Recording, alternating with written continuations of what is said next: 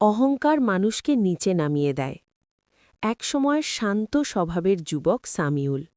কঠোর পরিশ্রম আর মেধার জোরে খুব অল্প সময়েই সবাই তাকে জিনিয়াস বলতে শুরু করল।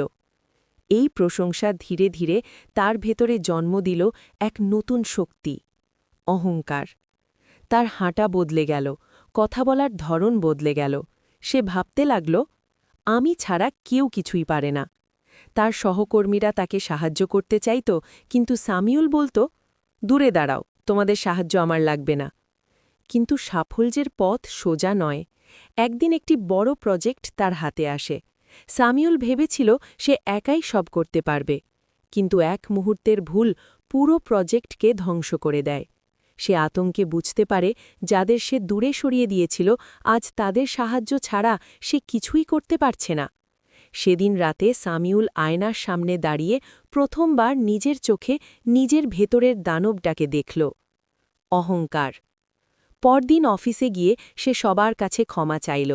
বলল, একজন মানুষ যাই হোক, বিনয় ছাড়া কাউকে বড় হতে দেখা যায় না। সেদিন থেকে তার পরিবর্তন শুরু হল।